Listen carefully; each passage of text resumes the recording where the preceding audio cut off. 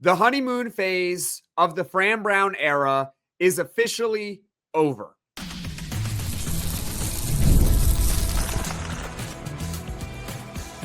You are Locked On Syracuse, your daily podcast on the Syracuse Orange.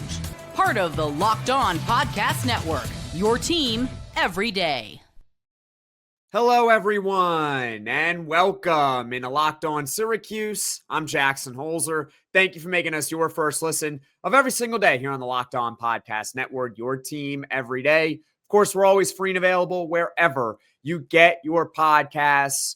This is part 2 of our fan takes reaction shows after Syracuse football on Friday night lost to North Carolina at home, Halloween 27-10. The offense, anemic. The quarterback situation, bizarre. We covered it in the first fan reaction show. This one is entirely about Syracuse football's head coach, Fran Brown, and how the honeymoon phase of the Fran Brown era is over. Let's break it down. But before we do so, this episode is brought to you by Mazda. And like our players, we sweat every detail because when you make every move count, pulling off the unexpected is only the beginning. Stay tuned later for highlights in this week's Moving the Game Forward. Mazda, move and be moved. Let's get right into it. What you guys were saying about Fran Brown after this game. First one, this person did not leave a name, but that is okay. Coming in hot. Fran Brown is a fraud, and people were speculating that he'd be wanted by OK State and possibly Penn State. Laughable. We're going to get to a comment later on in this show about a Fran Brown extension and whether or not Syracuse should actually even do that with Fran Brown at this point. But to this commenter, yeah, I mean, I'm not going to go that far by calling Fran Brown a fraud or anything like that. I'm not there. But there is no way he is getting any consideration for some of the big-time jobs that are available in college football. Penn State, no way. Florida Gators, absolutely not. LSU, I think they'd rehire Brian Kelly before even calling Fran Brown or his agent to gauge any sort of interest. Whether or not this is all Fran Brown's fault, and I don't think this entire thing and this entire season is on Fran Brown, the head coach of Syracuse football, it has gotten so bad to where this commenter is right. What big-time program is looking at Syracuse right now and saying, we definitely need to hire Fran Brown? Brian Smith, Locked On Portal podcast host, recruiting expert, he's actually very high on Fran Brown. He advocated a couple of weeks ago that Florida State, if they let go of Mike Norvell, they should hire Fran Brown. You really think Florida State is going to hire Fran Brown or that they'll even consider Fran Brown at this point? Now, there are maybe programs around the country that would look into Fran Brown. And so that's why later on in this episode, we'll get to a comment about a potential Fran Brown extension and whether or not it's warranted. But this commenter is absolutely right. We don't have to worry about a big-time program potentially poaching Fran Brown because there is no way. Why would you want him?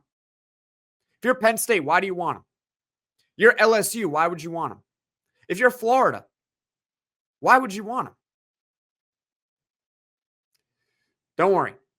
Fran Brown's not going to any of these big-time programs at the end of this season. Future seasons, we'll see. But not for next year. That's not happening. Next comment. This is from Ray. Fran Brown is legitimately frustrated. Syracuse doesn't have the deep pockets as the other programs. Syracuse, unless money comes in, will never be a part of championship talk. Fran Brown is definitely frustrated. That is abundantly clear when you see his demeanor in the press conferences, when you hear his tone in the press conferences, when you look at his facial expressions, all of that stuff. You can clearly tell that he is frustrated. And this is where I do defend Fran Brown. This is going to be a mixed podcast. It's going to be me ripping Fran Brown, but also me defending Fran Brown at the same time, because I think you could do both. He's clearly frustrated because he knows, he won't admit this publicly, but Fran Brown knows his team has no chance. He knows it. He knows that with this quarterback situation, his team has zero chance to win. Sure, they might beat Boston College to close the regular season. Next week, they travel down to Miami. At the time of this recording, they're currently leading SMU. I don't know if they're going to hang on.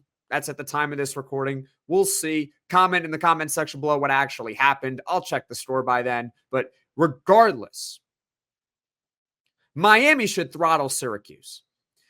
It's so bad to the point where if Miami loses to Syracuse, Mario Cristobal should be fired immediately after the game.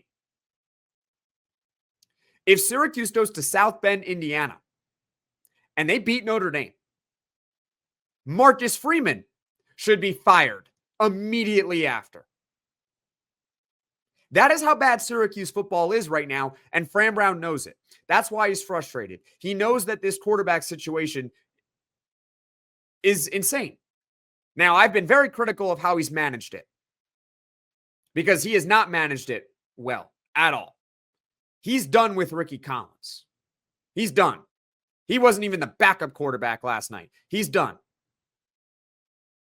He has apparently no faith in Luke Carney to be able to throw a ball.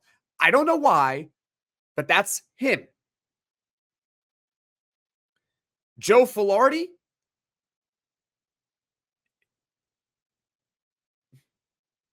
good luck. That's a 0-star true freshman that he trotted out there. It was coaching malpractice that he was even starting that game. But yeah, Fran Brown is frustrated. That is for sure.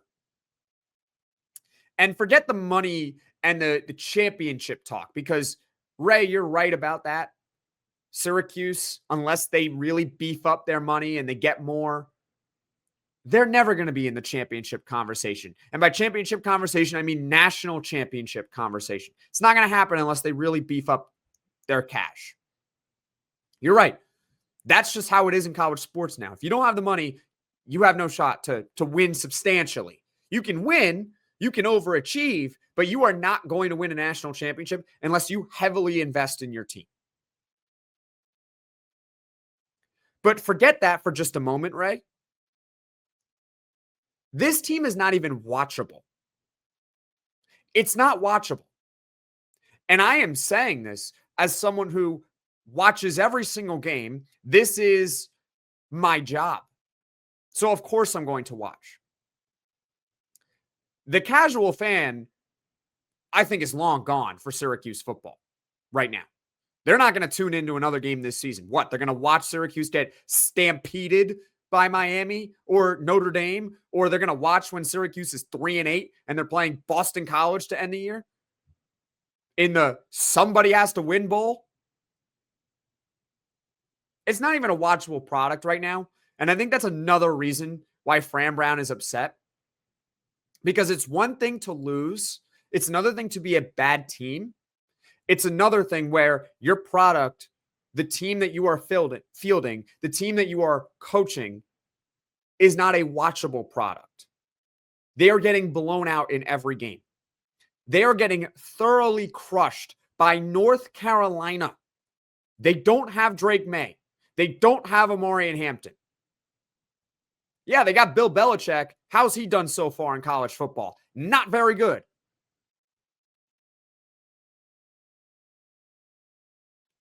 I actually appreciate that Fran Brown is frustrated. I just hope that the product is watchable for the final 3 games.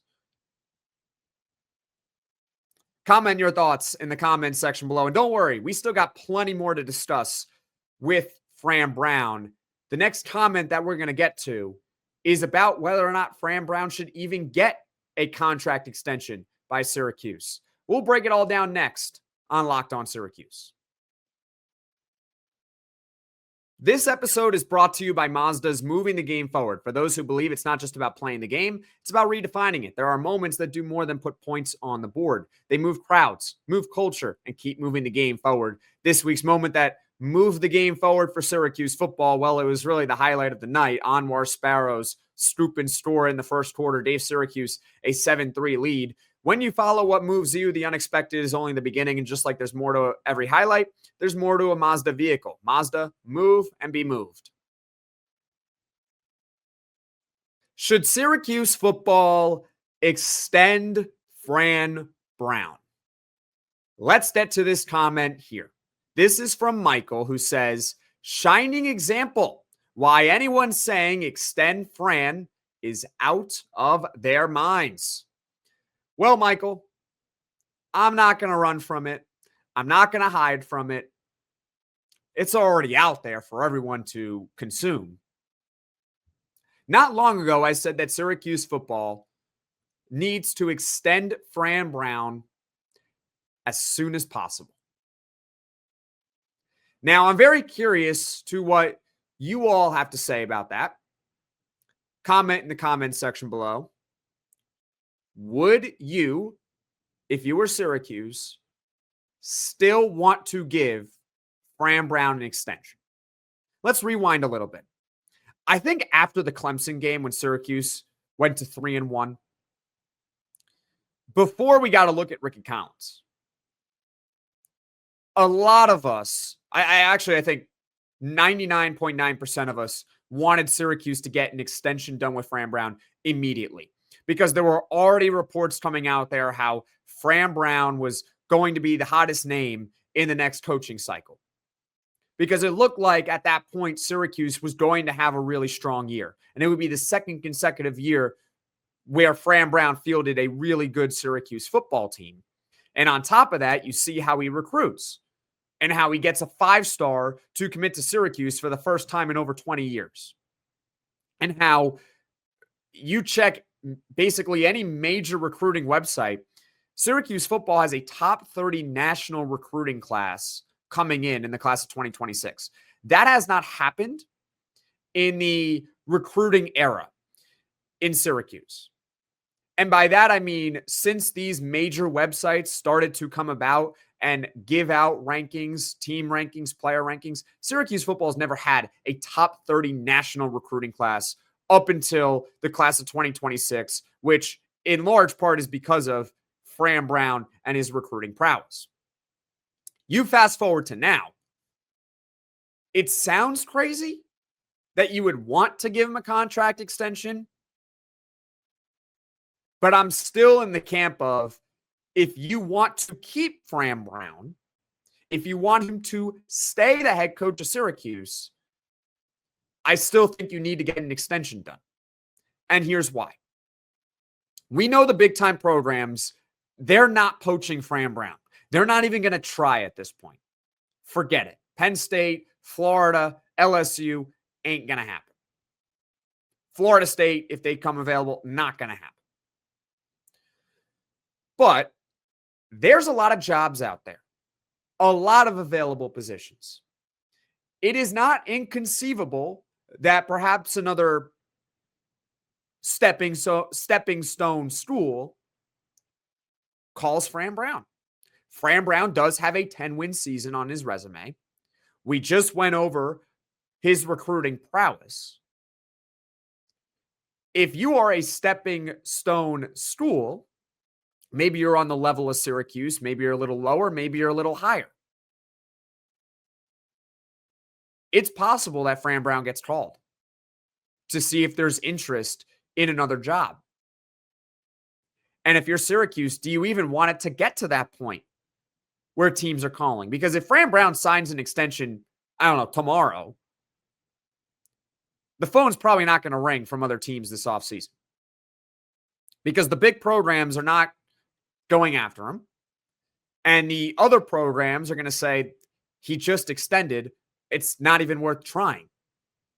Why would he move to a similar caliber school? Makes no sense. But if you don't extend him, you do open up the possibility of him potentially leaving. And do you want him to leave? So, Michael, I get the passion. I get it. But I don't think it's crazy to still think that extending Fran Brown from Syracuse is the right move. Because I still believe in him long term. 2025 stinks. And yeah, I'm very critical of Fran Brown, but for the future of Syracuse football, I still think for now, he is the right coach for the job. Let's get to this comment right here. This one is from John. Makes you think, who was really coaching last year? Was it Fran Brown or was it the quarterback? Syracuse has 0 offense. I'm going to defend Fran Brown here. Last year, he had Kyle McCord. We know how great Kyle McCord was, but to be fair, Kyle McCord was better last year than he was in 2023 with Ohio State. Got to give a little bit of credit to coaching on that. People did not expect going into the year that Kyle McCord was going to lead the nation in passing. That he was going to finish top 10 in Heisman voting. Now, we had high expectations, but I don't think we thought it would be like that. You got to credit the coach a little for last year.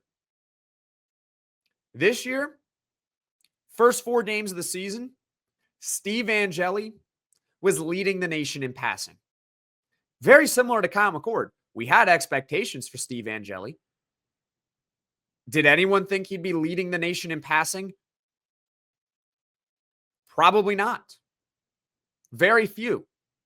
In fact, one of the big off-season topics that we went over heading into this season was, look, they should still be a pretty good offense.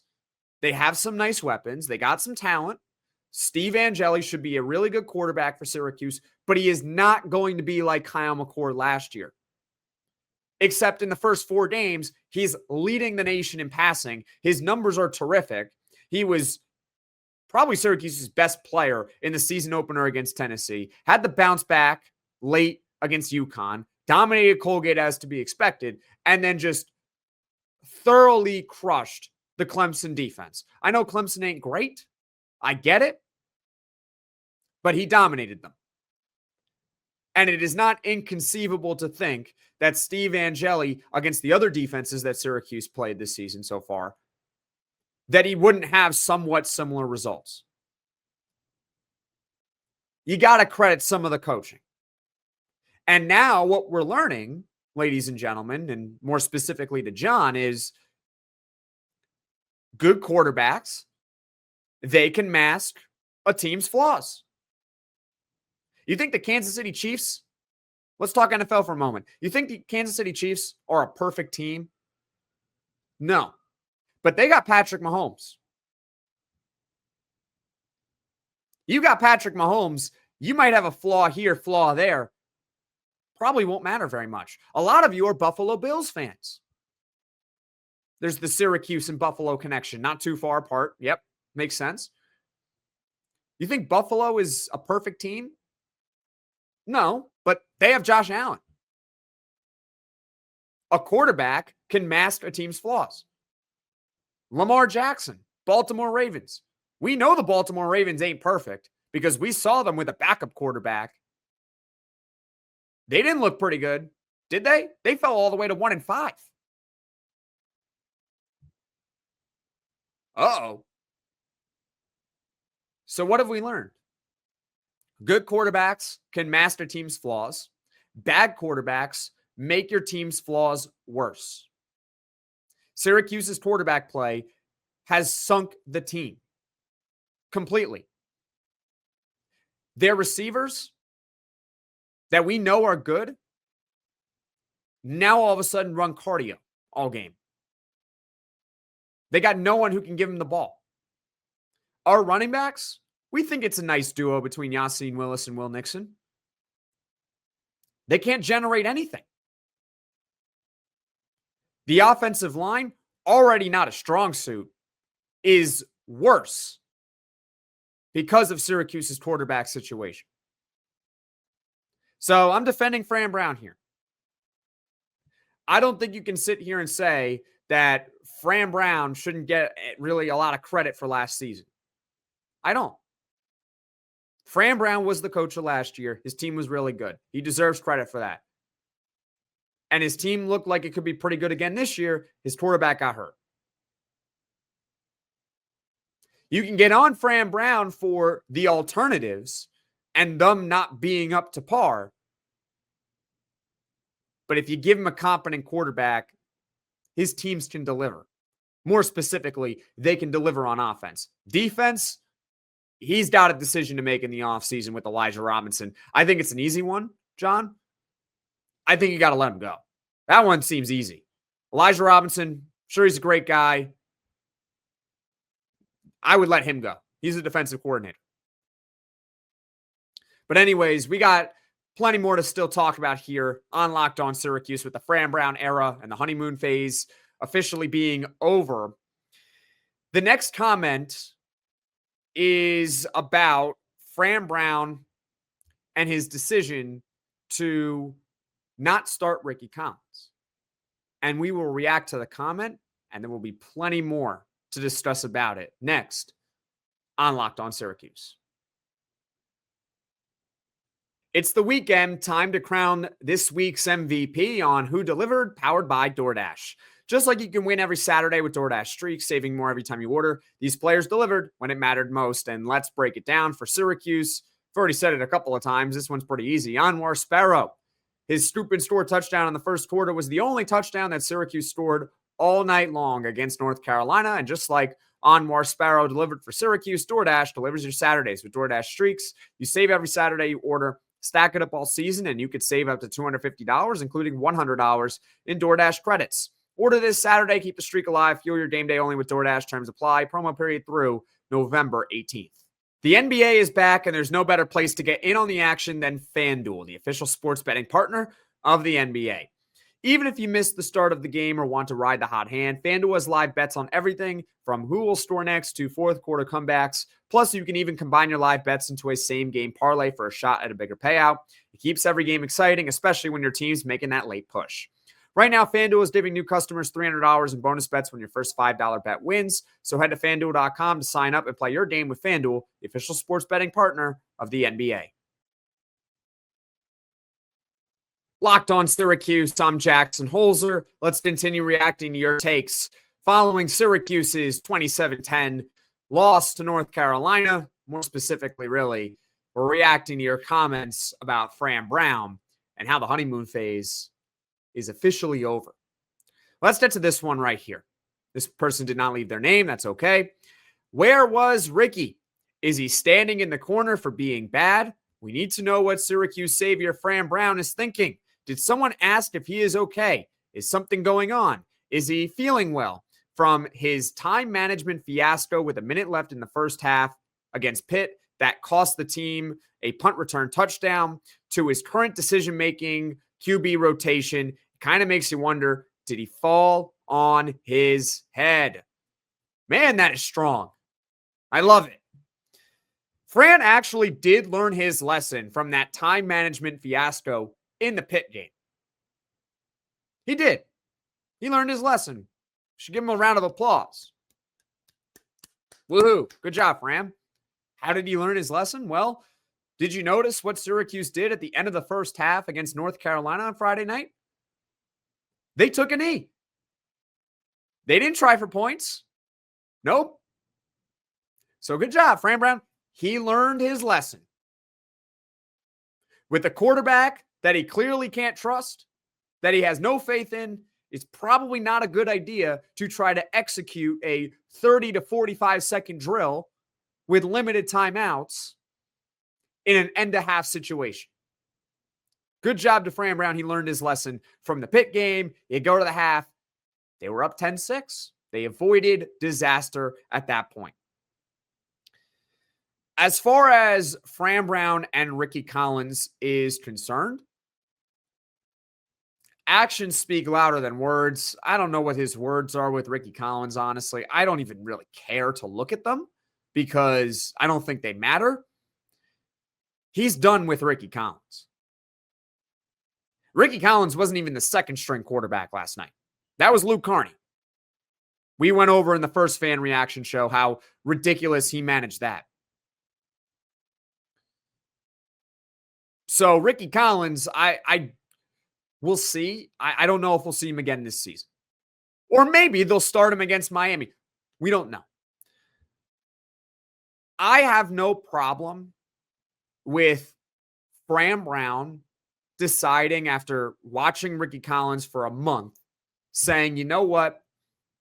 I want to go in a different direction. I have no problem with that. I said from day one, I will support Fran Brown on this because he should ultimately know what's best for the team. He has access to all the information, and he's obviously watching all these practices very intently, and he's judging these quarterbacks on a daily basis, and he's talking to these quarterbacks, I'm sure, pretty frequently. So him saying, I don't want to start Rickie Collins anymore, I'm kind of done with him, I get it. Cool. No problem with that. Two problems, though, in how he handled it.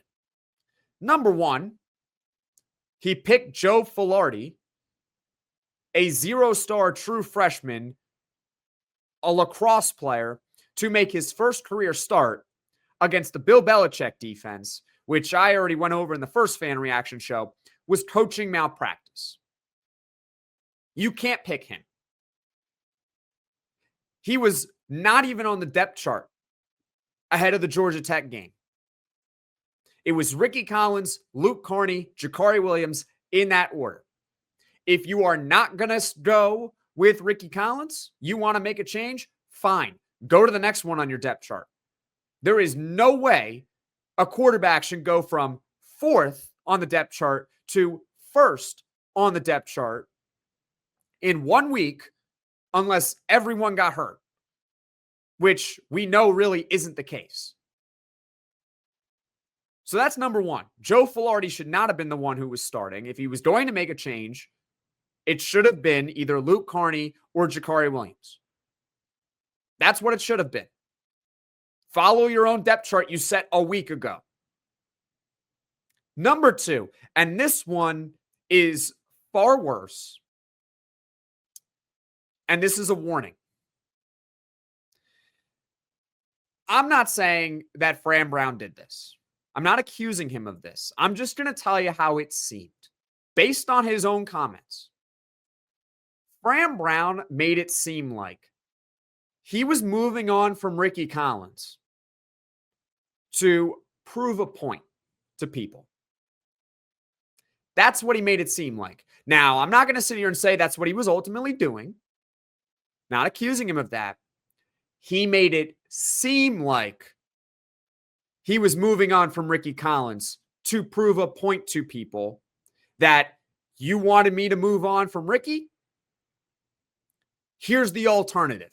And he displayed it on Friday night with Joe Filardi. I'll get to the quote. He said, quote, "You guys kept asking me, are you going to get another quarterback? And then when you get the opportunity to see another quarterback, now you want to question, why do we have another quarterback?" To be fair to him, he then went on to say that Joe Filardi started the game because he was the best quarterback in practice. Cool. But here's the deal. I get that Fran Brown is frustrated. I understand that. But Fran Brown needs to understand that he is the head coach of Syracuse football. Fran Brown is the head coach of Syracuse football. It is not the beat reporters. It's not the fans. It's not the radio hosts. It's not the podcasters. Fran Brown is the head coach of Syracuse football. Fran Brown calls the shots. Fran Brown is the ultimate decision maker. Fran Brown is the captain. He is the face of Syracuse football. It starts with him. He's the man. We're supposed to follow his lead. And by we're, I mean the players and everyone around the Syracuse football program. He's the guy. He's in charge.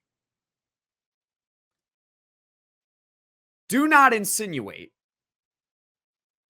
in any fashion that you are making a move to make some sort of point. I'm not saying that Fran Brown did that, but that is not something that you should ever say. Ever. Say, oh, yeah, you guys kept asking me about, are we going to move on from Rickie? I decide to move on from Rickie. And now all of a sudden, you guys want to question me on that. You know what? Fran Brown's part of the job. It's part of the job. Because you're the decision maker. You're not supposed to listen to other people. You're supposed to listen to you. He's the guy. You kept saying for a month, and now I'm kind of almost speaking at Fran Brown here, but Fran Brown kept saying that Rickie Collins was the best solution for the team, that he was best for the Block S. Did he feel the pressure and then decide, you know what, he's going to make a change? Point is, never insinuate something like that. Because, again, to repeat myself, the fans are not the decision makers. The beat reporters are not the decision makers. The podcasters, the radio hosts, not decision makers. Fran Brown is the decision maker. Fair or not, he's going to get critiqued. That's part of the job. He gets millions to do it. Final comment here. Syracuse football is basically a joke at this point. Move on to basketball season. Football is over. Yeah, well, Syracuse basketball, the season opener is on Monday night. I think that's a perfect way to end the show. Syracuse basketball is on Monday night. They take on Binghamton. Let's see if they show some effort in that one. That would be pretty cool. It's been a rough few days here on the Hill. Golly. As far as what's coming up on this podcast in the near future, tomorrow there will not be a podcast, but on Monday, of course, Syracuse basketball opens the season against Binghamton. There will be a full post-game show after the game. Folks, thank you all so much for watching. Thank you all so much for listening. You like this podcast, be sure to hit that like button. If you really enjoy the podcast, be sure to hit subscribe. Tell all your friends about Locked On Syracuse, and I'll see you all again soon.